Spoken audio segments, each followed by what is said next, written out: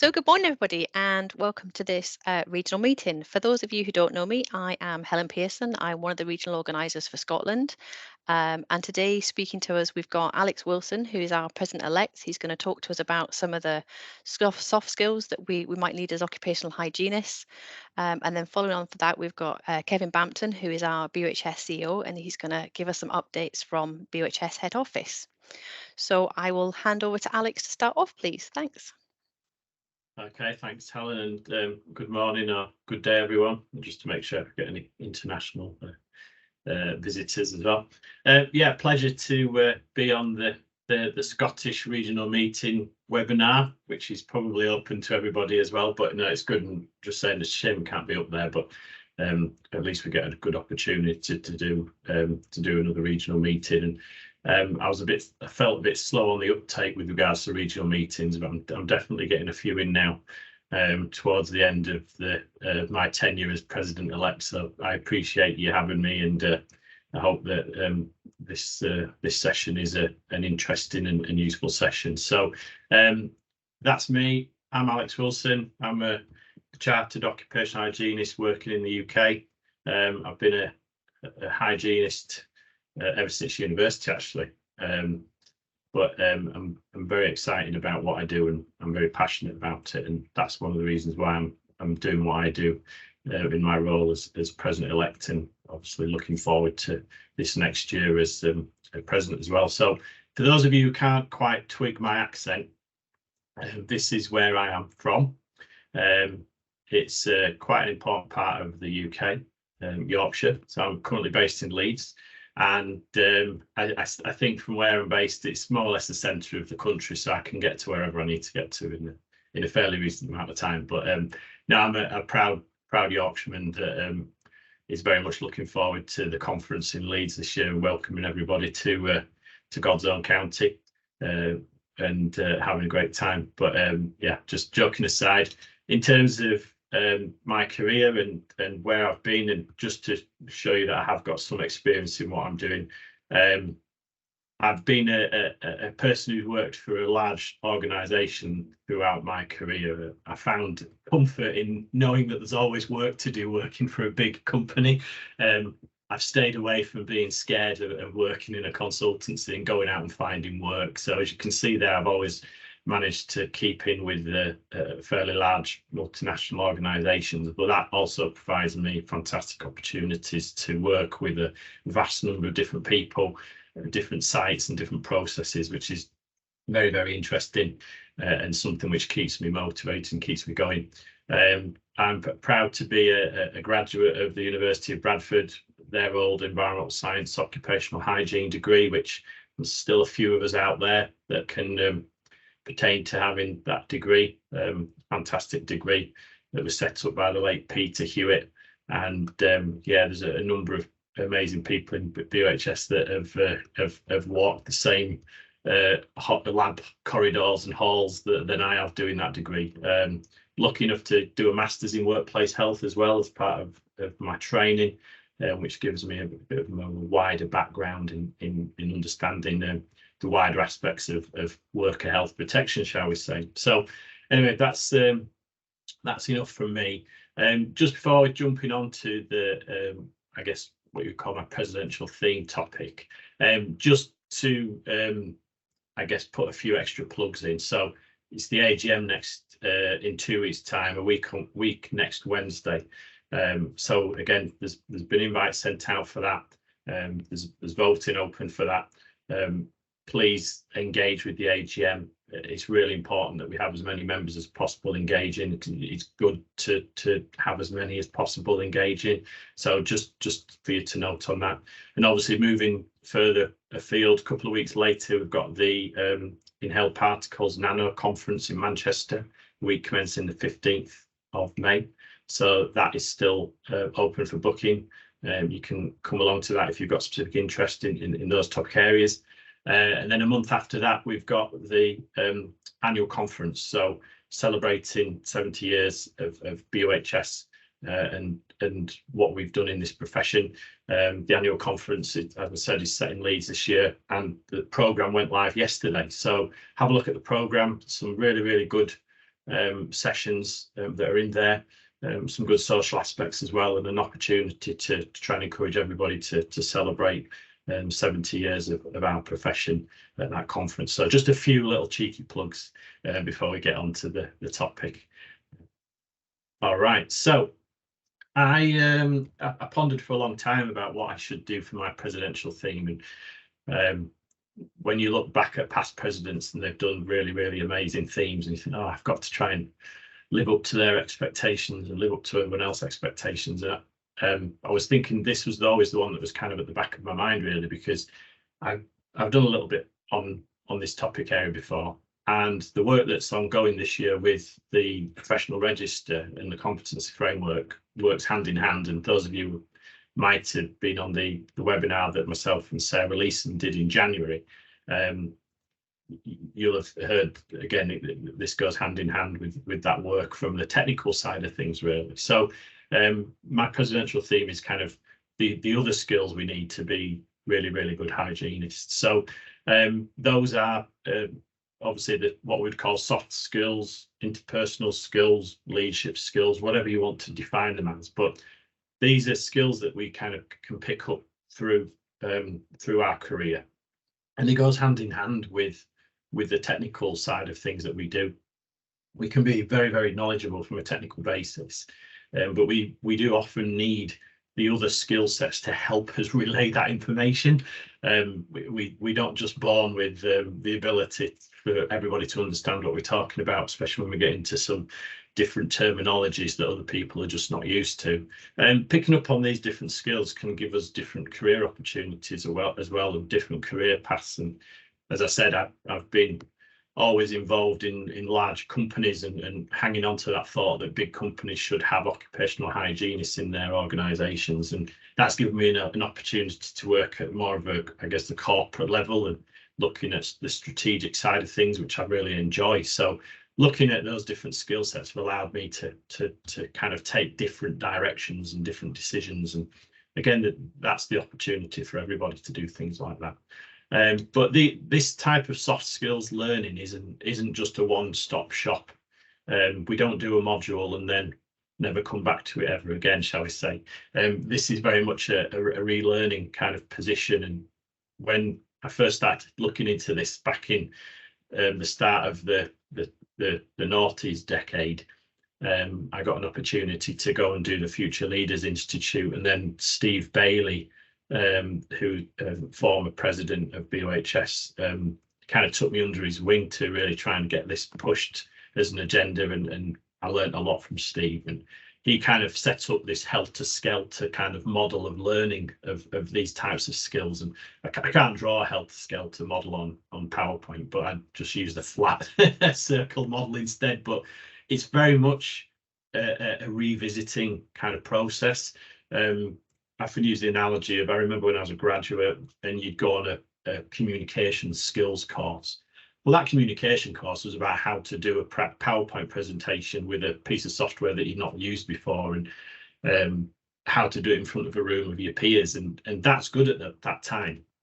But I can look at my job now, and you could probably look at your jobs and think, well, I don't need to stand in front of a room of other graduates or other people to do a presentation on what I do. I need to stand in front of clients, or need to stand in front of students, or senior managers, or shop floor employees who are out doing the hard work. And we need to constantly revisit those communication skills and really think about how we apply those in those different work environments. So it's very much something that to be aware of all the time, that we should be looking at these skills and really building upon it.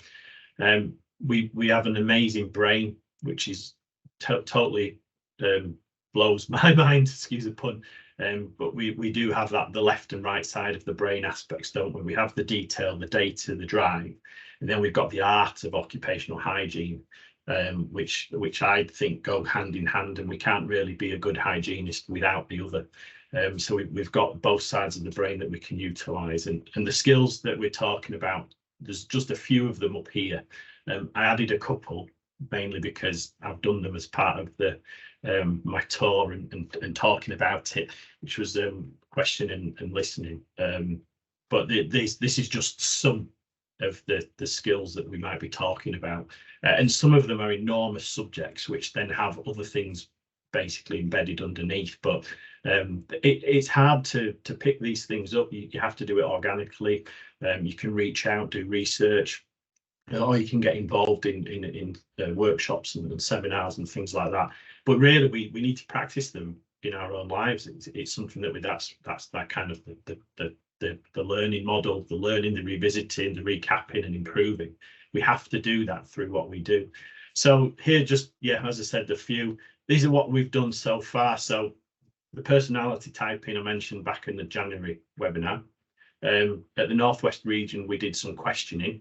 We looked at different types of questioning and how that could apply to occupational hygiene. This session, hoping that we can touch on listening and emotional intelligence. So they're the two that I thought we could pick on today. We can talk for all these things for ages, all the time, but I've only got a very short snippet. So I'm trying to find something that we can do short to wet your whistle kind of thing, to help you go out and find more information to learn about these things even more. I'll put another little shameless plug at the end of the session as well, for the PDC in the conference. So we'll touch on listening. So from a hearing versus listening, just to kind of set the scene, really, I've got two questions for you. So those of you that are happy to do so, please use the chat function to answer these questions. Okay, so two questions. Listen or hear or listen very carefully, and just pop your answers into the chat, and we'll see who's listening properly. So first question: how many of each species did Moses take into the ark? And question two: you are driving a bus which leaves Stoke at 8:30 with 23 people on board. It stops in Leicester, dropping off 10 and picking up a further 4 passengers. It travels further south to Milton Keynes, dropping off another 5 passengers and picking up a further 6. It arrives in London 2 hours later. What was the driver's name?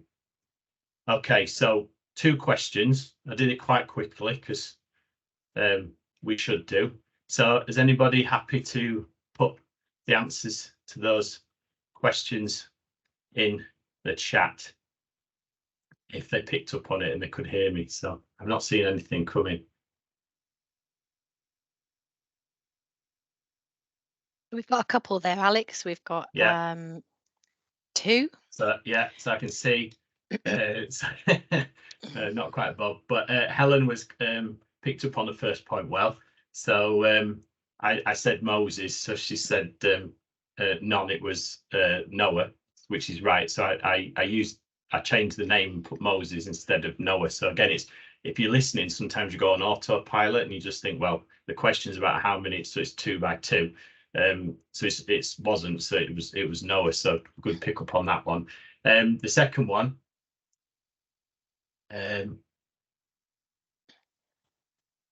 yeah, I can see a few picking up there. I think Debbie, not given the name, no name driver. So this is me being a real tinker when it comes to the art of hearing and listening. So actually, the answer was you were the driver, because I said you are driving a bus which leaves Stoke at 8:30. So the answer was you. So I liked some of the name suggestions, but yeah, not quite, and it definitely wasn't Noah either. So the key takeaways here really is we sometimes go on autopilot and assume that we already know half of the answers, because when we listen, we just go to that kind of automatic response.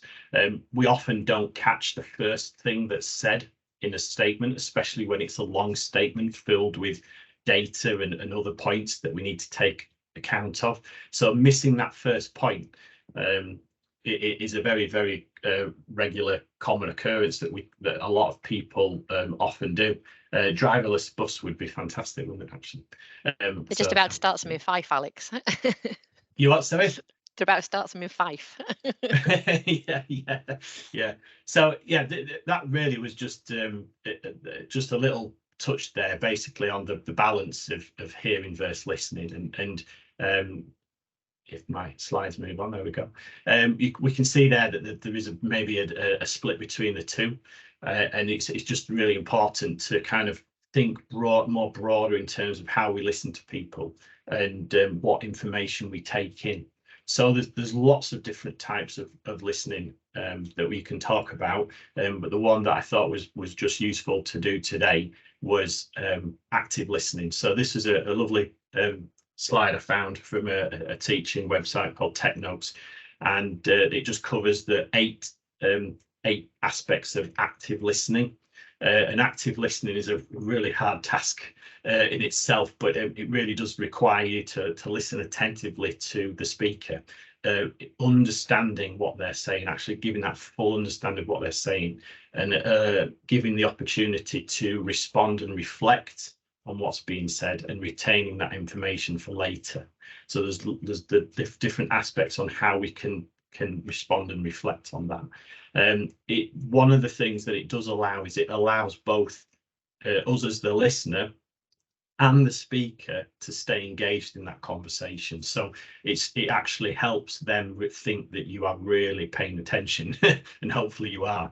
There is a really funny clip which I couldn't quite get working today. I've gone for another thing, but there's the Wayne's World clip. If you remember the Wayne's World, where they go on the radio to talk about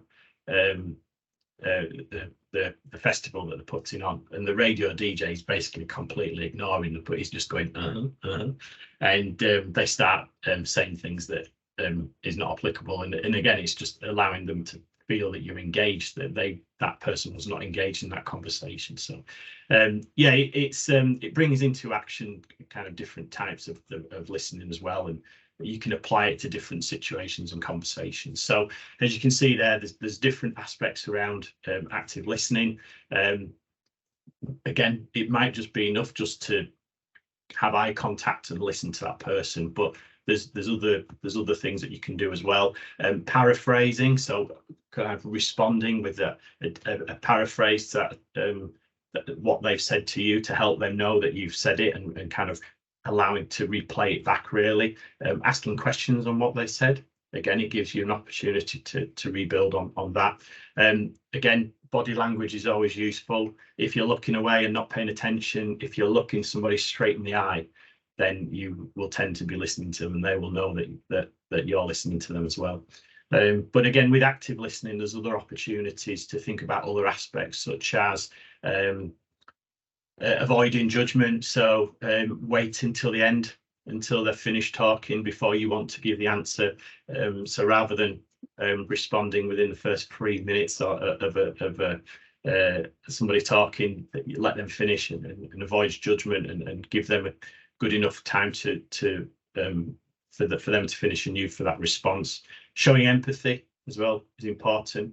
Again, understanding, helping them understand that you've really taken in and considered the kind of the aspects of what they're saying. Are they negative? Are they positive? Can you respond in a negative and positive way? Again, it helps with that, taking on board what they're doing. So lots and lots of different aspects, really. There's I found a little video from Big Bang Theory that I thought is good, so I'm just going to pop it up on the screen now, because PowerPoint's not been playing ball today, so hopefully everybody will be able to hear it. But this is just a nice example, a slightly exaggerated sample of active hearing. Well, eventually anyway. So you can see there's Amy and Sheldon having dinner. First there was PlayStation, aka PS1. Then there's PS2, PS3, and now PS4. And that makes sense. You'd think after Xbox, there'd be Xbox 2. But no.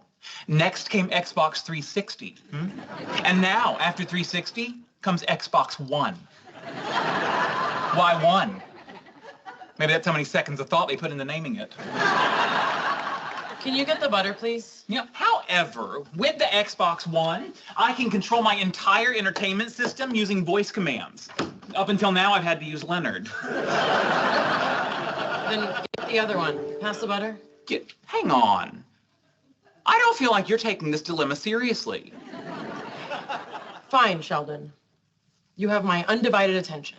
Okay, now, The PS4 is more angular and sleek looking. No way. It's true. But the larger size of the Xbox One may keep it from overheating. You wouldn't want your gaming system to overheat. No, see, well, you absolutely would not. And furthermore, the Xbox One now comes with a Kinect included. Included? Yes. Not sold separately. Although the PS4 uses cool new GDDR5 RAM, while the Xbox One is still using the conventional DDR3 memory. Why would they still be using DDR3? Are they nuts? See, that's what I thought. But then they go and throw in an ES RAM buffer. Oh, wait a second. Who's they? Xbox. You're kidding! No, I am not. And this ES RAM buffer should totally bridge the 100 gigabit per second bandwidth gap between the two RAM types. This is a nightmare. How will you ever make a decision? See, I don't know. What should I do? Please pass the butter!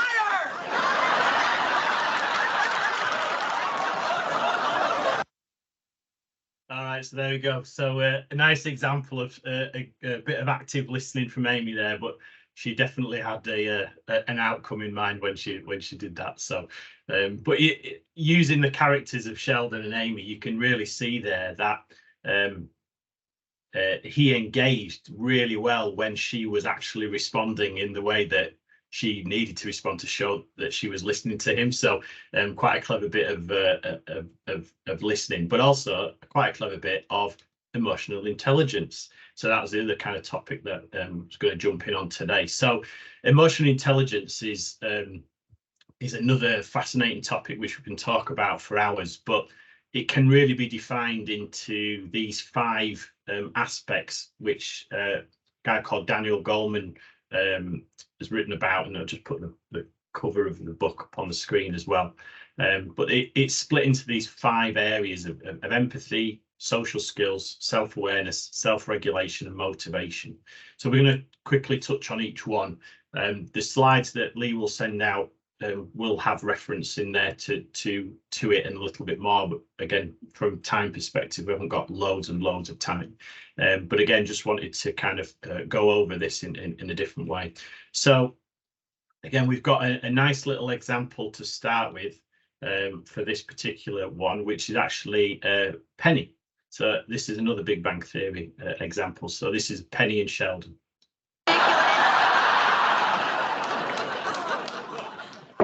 Sheldon, can I come in? How do you know I'm not using the facilities? Because you email me your bathroom schedule once a week, even though I've clicked unsubscribe like 1,000 times.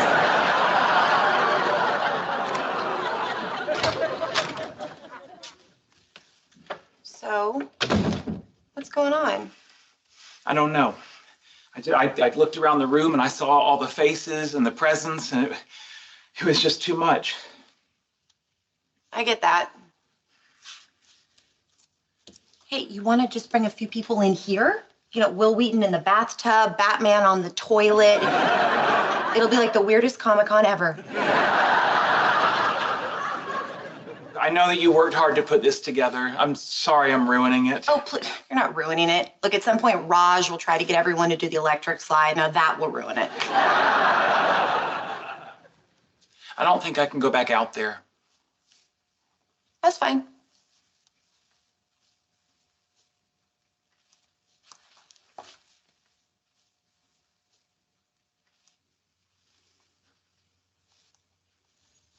You know, I hate that your sister and her friends used to torture you.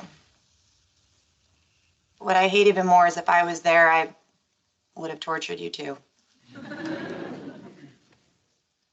Based on this pep talk, I'd say you're still doing it. My point is, there was a time I never would have been friends with someone like you, and now you are one of my favorite people. So if what you need is to spend your birthday in a bathroom, I'm happy to do it with you. Everyone will think I'm weird.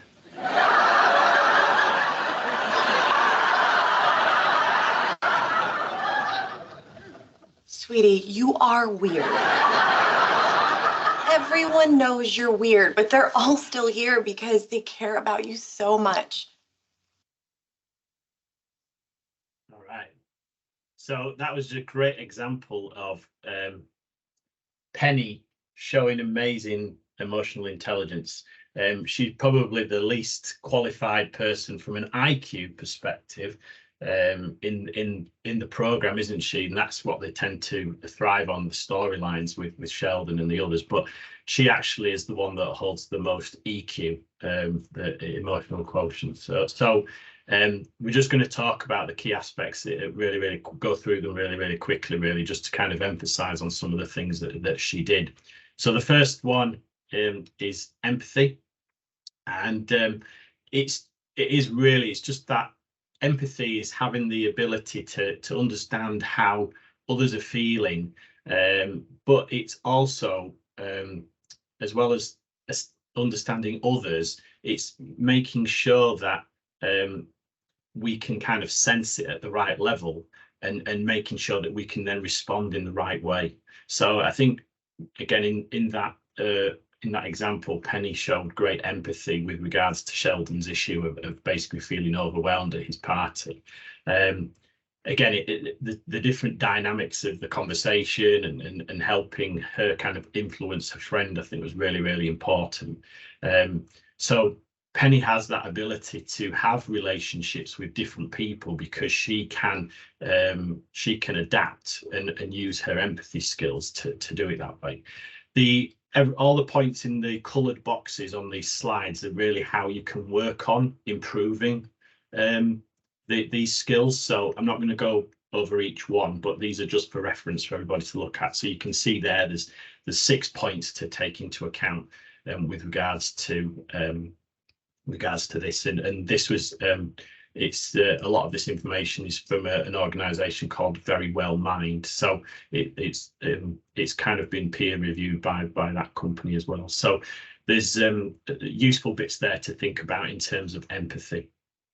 One of the next ones on was social skills. So again, social skills really important, and we are all so different, and different people have different social skills. And I look at me and my brother, and my brother is the exact opposite to me, but he has skills that I don't have, and I have skills that he doesn't have. But again, depending on how you are from a social skill perspective, it does allow you to interact with different people in different ways. Some people find it easier to build relationships, and other people don't. They find it much harder. So it's all about really having the awareness of understanding how we can kind of put our emotions into practice to build our social skills. It's something that some people find easier than others, but it can have real good benefits, and especially in the workplace, building kind of good relationships with managers, or colleagues, or working with clients and stakeholders. Being able to do that can be really useful, and it doesn't always have to be verbal communication skills. This can be listening skills, like we just talked about before. It can be non-verbal communication skills, body language, facial expressions, how you can persuade people to do things can all be around your different social skills. So again, there's some pointers up there with regards to how can we build on these different skills, and worth thinking about. Okay, so next one, self-awareness. So real interesting one, this really. It's something that doesn't come naturally to everybody, and again, I think it's one that we can all probably sit back on and say that we might be self-aware to an extent, but then how good are we at being self-aware and using that in these situations is something different. So the ability to recognize and understand your own emotions in situations is really important. But beyond just recognizing your own emotions, it's how we are aware of how those affect other people as well. which is the key point. So how our emotions affect others can be a game changer in decision making, in people buying into what we're saying and doing what we're asking them to do. So really important to become more self-aware, to monitor what we're doing and how we're doing it, and making sure that we know that we can do it in such a way that has a positive outcome on other people as well. So again, self-awareness, another key emotional intelligence bit, and there's lots and lots of points there to think about with regards to self-awareness. And just think goal setting's a great one, I think, and setting those little targets to do things like that is really helpful. But reflection and stuff is really useful there. Okay, next one is self-regulation. So an interesting one here. So in terms of kind of being aware of our emotions, we also need to make sure that we can dial back and measure how we regulate these emotions in doing what we do. So again, all these kind of play hand in hand, really. So it doesn't mean we have to put them in a box and lock them away. It means that we use them in the right place at the right time to get what we need to express over in the appropriate way. And again, it's a really interesting one. I think I look back in my career, and I can think of several times where I've had to use self-regulation, and sometimes I don't use it very well, and other times I can look back and remember when I have been able to use the self-regulation quite well. And it's important to take responsibility for your own actions, and we can act on those. So again, think about how you can notice how to self-regulate yourself. How could you improve that? Again, there's some points up there for you. But again, all of this will help go towards improving your emotional intelligence. And the final one is motivation. So being a motivated person, excuse me.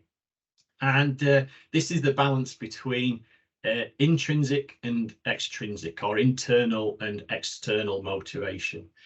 So internal motivation is really important because it allows us to have a drive and a passion for something without needing really to claim an external reward for it, be that money, recognition, acclaim, and the rest of it. So I do what I do because I'm passionate about it. I don't want the person who we might protect from ill health disease to write a card to say thank you. It's not about that, because those people won't probably ever know that we've done what we've done.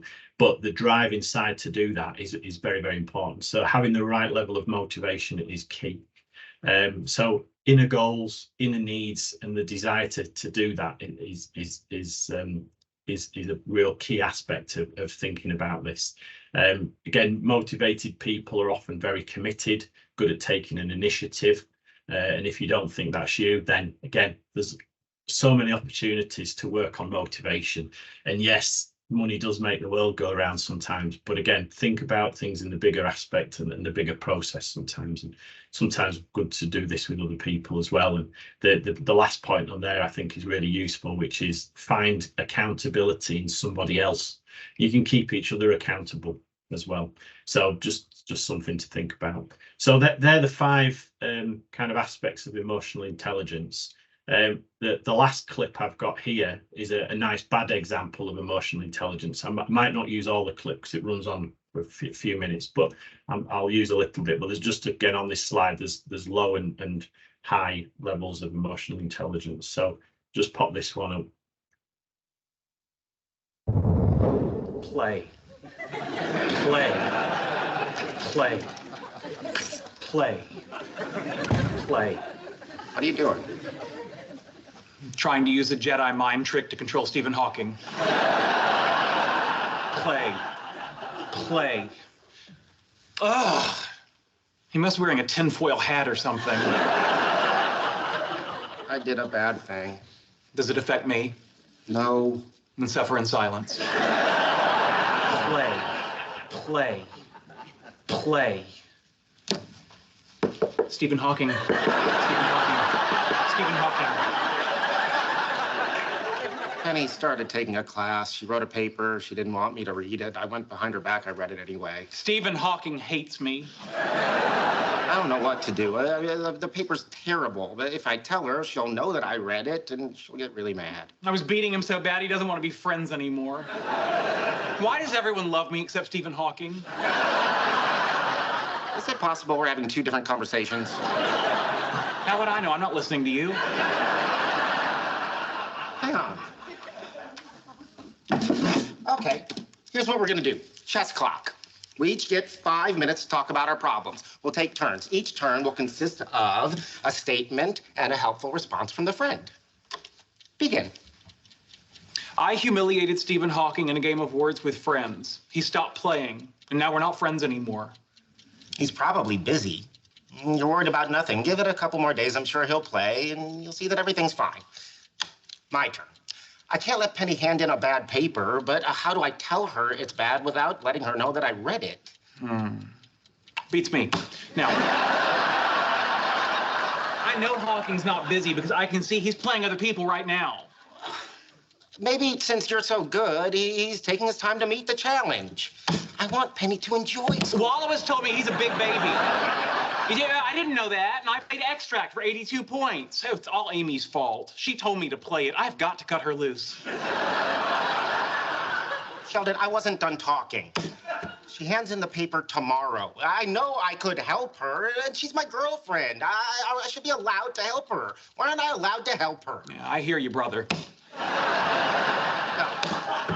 You need to give me some advice. Fine. Women, huh? No.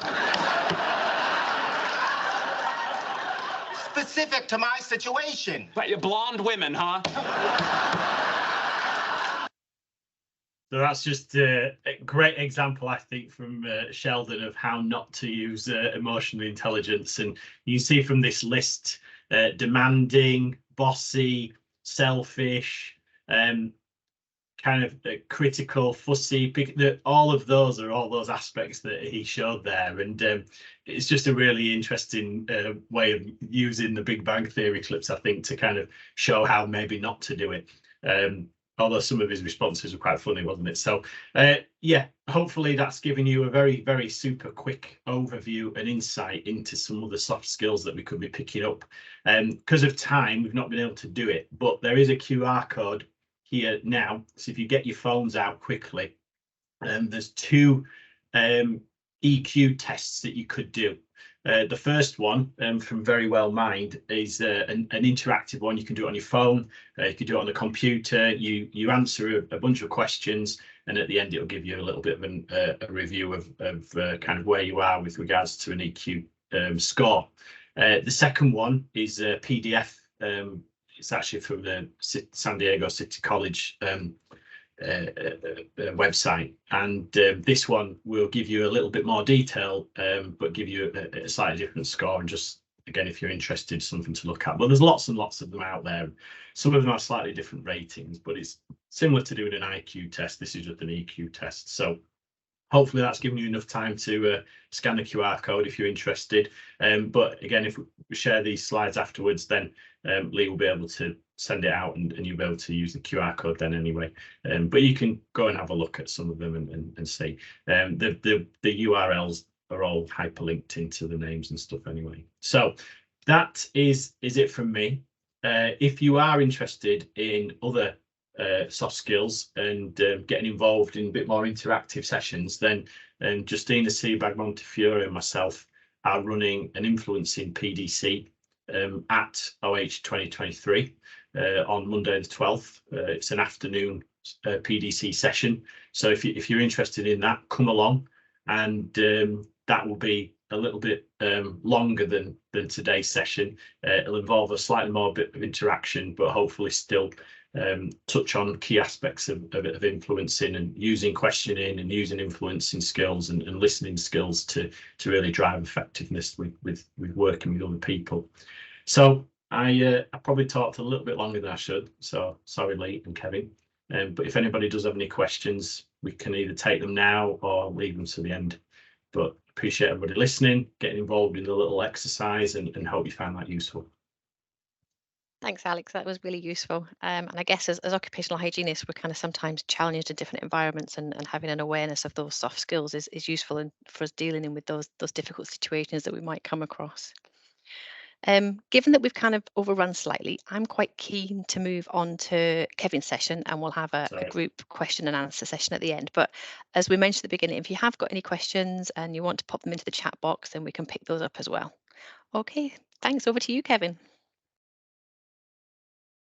And hello. Well, it's always fun to follow Alex, because he always gets people's minds thinking and engages well. I hope everyone can we see the slides that working for everybody? Yeah. Yeah.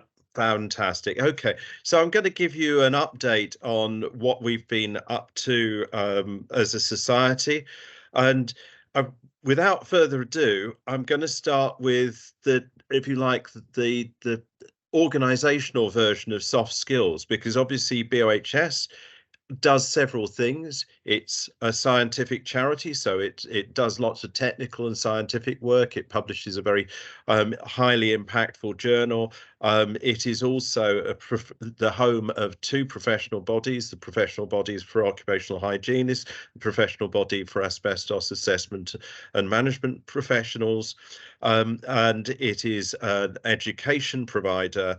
And as well as that, it is a charity aimed at promoting occupational hygiene in its broadest sense, wherever possible. So I'm going to start with if you like, the soft bit, which is the role of the society on a national level and what we've been doing.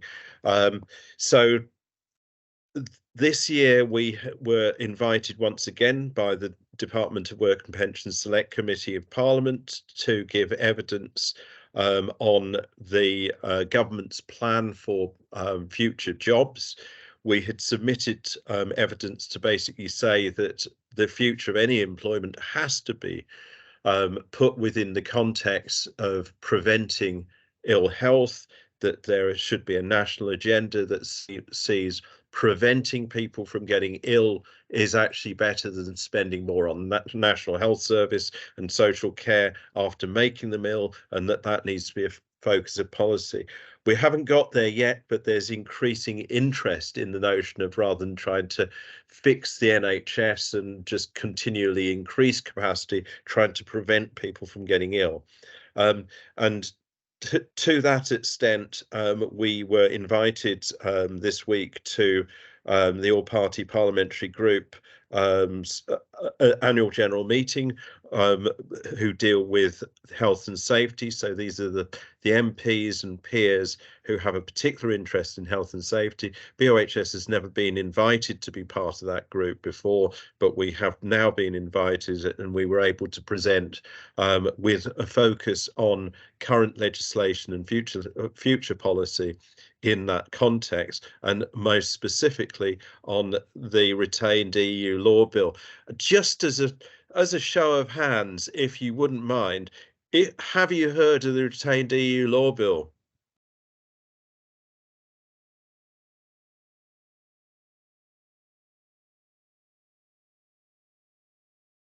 Fantastic. Fantastic, thank you. So there's general awareness. Now, taking your hands down, who's managed to write to their MP or raise anything in social media or mention this? Oh, fewer people. Now this is where we really need your help. So the retained EU law bills, where it's got to in Parliament is that it went through the House of Commons. It was given a bit of a mauling because the retained EU law bill, whether you like Brexit or not, what it does is it puts 95% of health and safety law into a situation where it will either be restated, but it cannot be improved upon, amended, but to have lesser effect, or will cease to have effect by the end of this year. That's the effect of it. It's a pretty radical piece of work. It went into the House of Lords, and in committee stage it was mauled. BOHS was expressly referenced in as a reason for making amendments to it, in particular in terms of the control of asbestos regulations. So we were cited as an authority for reasons to restrict the bill's extent in terms of health and safety. The report stage, which is the last stage of the bill in the House of Lords, has been delayed. BOHS has been in touch with Cabinet Office, and we've been pushing forward reasons why health and safety should not be included in the ambits of the bill. We've had some minor indications that there's sympathy on that score, but the likelihood is the bill will go through, and no, we are desperately keen that health and safety doesn't get caught up in what will be a scramble to try and retain some vestiges of health and safety regulatory law. So we've been working very hard on that. We've been working supporting the alliance of all the safety organisations and also occupational health professional bodies. We also provided support to a debate this week in Westminster Hall on asbestos in the workplace, and this continues our advocacy around this to make people aware within a variety of professions and trades, including in Parliament, of the risks, the occupational risks of accidental exposure to managed asbestos. Another big piece of work that we've been engaged in is support for the COVID-19 inquiry. We work with 15 healthcare professional bodies, supporting them with technical knowledge and input for the COVID inquiry. Yesterday, the witness statement for Module 1, which is about the UK's preparedness for a pandemic, including the absence of consistent occupational hygiene capability within the health service, was submitted. BOHS took the lead on that, and we're currently working very closely with those bodies for Module 3, which is the experience of the pandemic in the health service, and again the absence of the availability of occupational hygiene advice and expertise. We regularly put in responses to government consultations, to the extent that any time the government consults on anything which has an occupational hygiene dimension, whether or not they've asked for it, they get something. So with the help of people like Alex and board members, we provide input into consultations. So, for example, on the electric vehicle batteries, etc.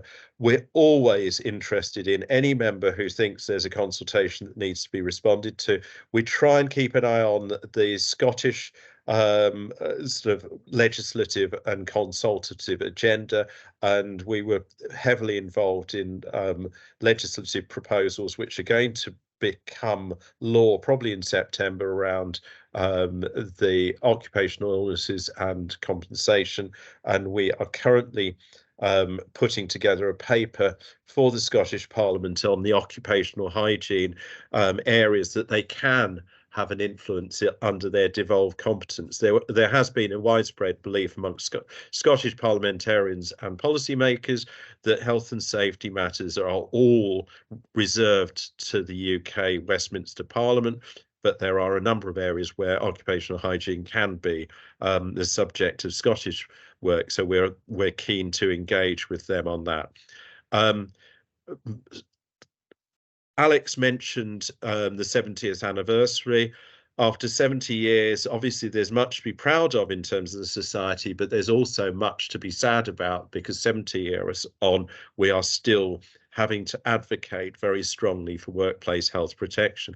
So rather than having a great big party, we're taking the board and leading members of the society to the lawmakers, to the legislators, to the policymakers. And so we have planned for each of the legislative assemblies to have meetings coinciding with board meetings to promote occupational hygiene, the profession, etc. We will be sort of putting out an invite to all Scottish members to meet up with the board the night before, and for anyone who we can possibly squeeze in to the Scottish Parliament, we will be extending an invitation there. We want to make sure that there isn't a legislator in the UK who doesn't understand what occupational hygiene is, what makes for good occupational hygiene, and what they should be doing. So we're really pushing hard at the national. So that's the kind of soft skills and influencing things. And Helen's put up the date for the evening meeting, which will be an in-person meeting, will be the 13th of September. We'll be putting out some further details as we confirm the bookings there. It's been a busy old 12 months and future 12 months in terms of promotion of professional standards. Occupational hygiene does not at the moment have professional statutory protection. Indirectly, it does under the Management Health and Safety at Work Act regulations. So by inference, you need to have professional occupational hygiene support, but it's not explicit.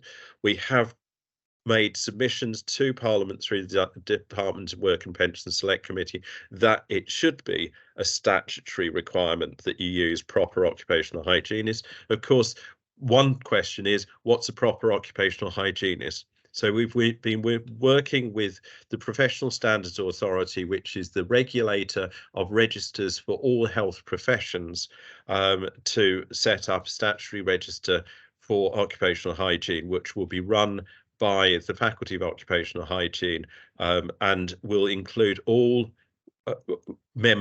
people who wish to be associated as being professionally qualified for occupational hygiene. There's quite a lot of work in doing that. We're well advanced on that. We've put in the final information requested, and based on that on the information so far, we've got very positive responses that is very much in the public interest that there is such a profession. Last year, the Regulated Professions Act was passed, which replaced the EU's competence in recognising what a professional was or wasn't when they came from another country. The new regime will come into effect probably in the next few months in the UK, although the reorganisation of BOHS will affect that, and that will make BOHS and the faculty, in particularly the gatekeeper for overseas occupational hygiene professionals who wish to practice in this country. So that ties in very strongly with what will happen with the regulator, with the register.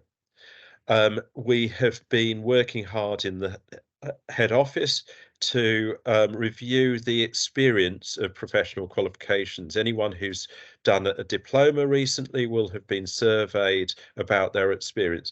We know that we're not making things as smooth and as positive as they should be in terms of achieving chartered status or even certificate status, and we know that we've got to focus on it. During the pandemic, we were very busy just trying to keep things working. We see this as a priority, and we are working systematically and very fast to try and have the professional qualifications process that you deserve, that is more supportive, easier to understand, less scary, but still has the same high standards at the end of it. We are also aware that the W route qualification, which many people follow, is a route that is largely controlled by our valued friends and colleagues in the Occupational Hygiene Training Association. However, it does mean that when things change in the UK, it's almost impossible for us to change the syllabus and assessment to match that. So we are reviewing how we can make sure that there is an appropriate path for UK qualification. And one of the things that we are thinking about doing in the future is how can we support the development of communication skills, those influencing skills, and all of the supporting skills that you regularly use if you're a professional occupational hygienist in not just doing the science, doing the measurement, coming up with control, but getting the employer, the duty holder, to take seriously what you're going to do and understand it and implement it. We're also working with other professional bodies who potentially can feed into occupational hygiene, such as the Faculty of Occupational Health Nursing and BOHS, so that we have better influence over what they learn, so that there's more of a chance of their members deciding to join occupational hygiene or work more effectively with occupational hygiene professions. And we're aiming to provide more support for CPD and more opportunities in a structured way for people to be able to build their CPD. And in that context, what we are trying to do is put occupational hygiene at the beginning of people's thoughts about occupational health and at the center of decision making within the community. So we've been engaging with a broader range of stakeholders. So we now work very closely with a number of unions. We have been talking directly to BOHS learners.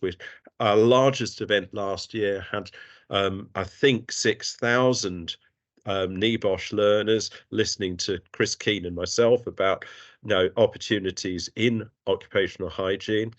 We work very closely with interprofessional bodies. We brought together the Safety Alliance, and we work very closely with all of the safety industry. We are working very closely with the OH Multidisciplinary Forum and currently have their chair. We have representation now on the board of the Council of Work and Health, and many members value the relationships with IOSH. At a national level, we've never had a better relationship, with some leadership changes there and a sense of clarity about what we can do together. And at a local level, we recently spoke at the IOSH West of Scotland meeting, and we are trying to ensure that we have the best opportunities for our members to work hand in hand with IOSH. And at an international level, we are operating closely with IOA, and most notably, obviously, we are jointly delivering the IOA conference next year in Dublin, something for you to look forward to, with OSHE from Ireland.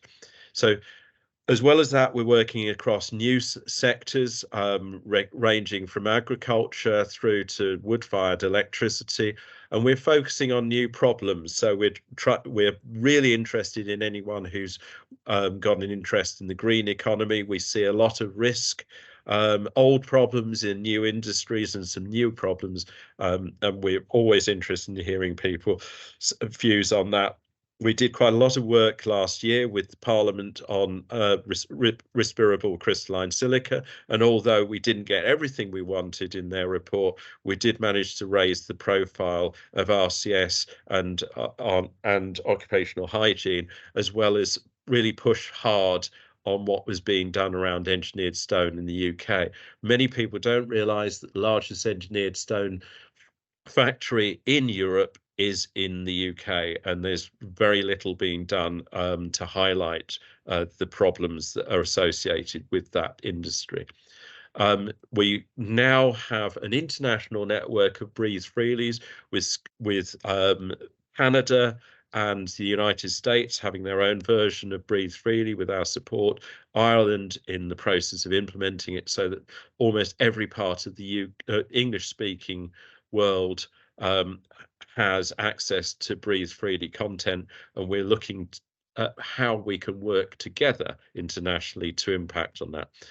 I'm mindful that we're running out of time. Lots going on in the education sector.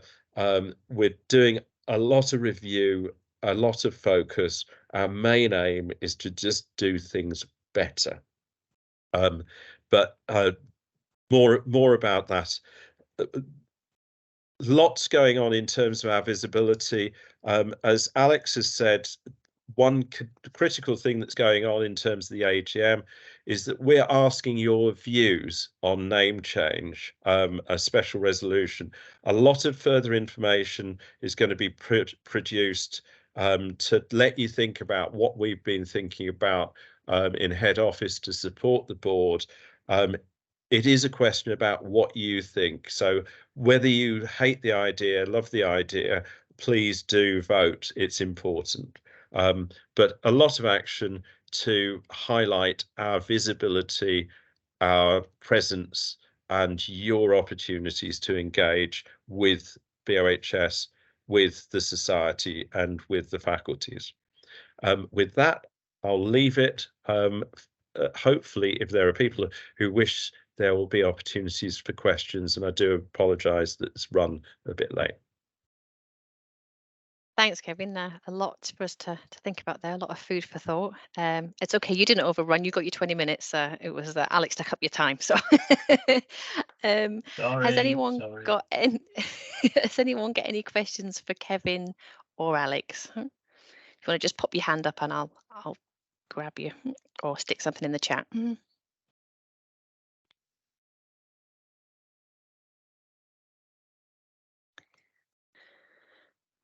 Richard, do you want to go ahead? Yep. Yes, with regards to the EU repeal bill, I just wondered what Alex and Kevin thought the likelihood was of, dare I use this phrase carefully, a reliance on some form of common sense taking place and everything not being thrown to the winds with regarding health and safety legislation. Do you want me to pick that up, Alex?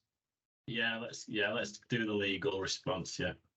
Okay, so the answer is common sense doesn't come into it. This is this is highly politicized. If it goes back to the Commons, i.e. if the House of Lords wreck the bill, make it so that the government can't salvage what they want, it will go to the Commons, and the people who will make a difference will not be the government, it will be the MPs who were voted in on the back of Brexit. And they'll need to be able to say that they can go back to their constituency and say 4,000 European laws have been taken away. The notion that health and safety is a vote winner is one that we have to challenge. Generally speaking, the public perception of health and safety regulations is negative. This is despite every one of the industry bodies, every one of the professional bodies, every expert group saying this is completely crazy.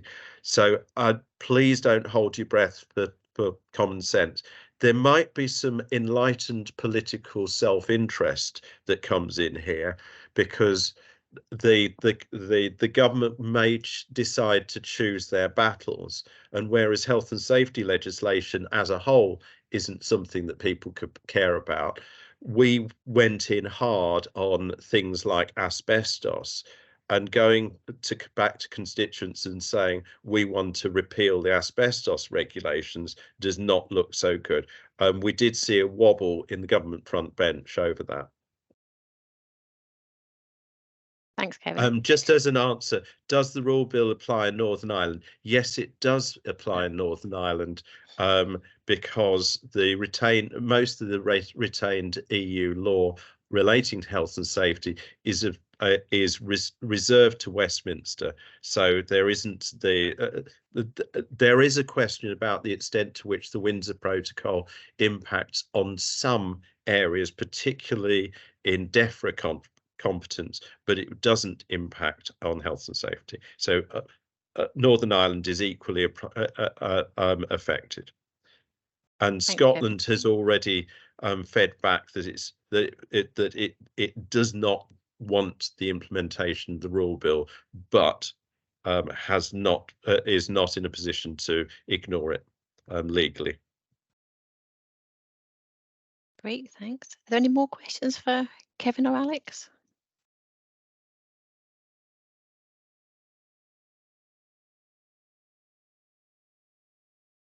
Nope, everyone's wanting their lunch.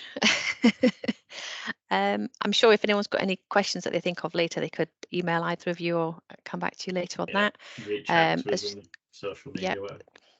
The slides we mentioned are going to get published. Lee's going to do that for us later.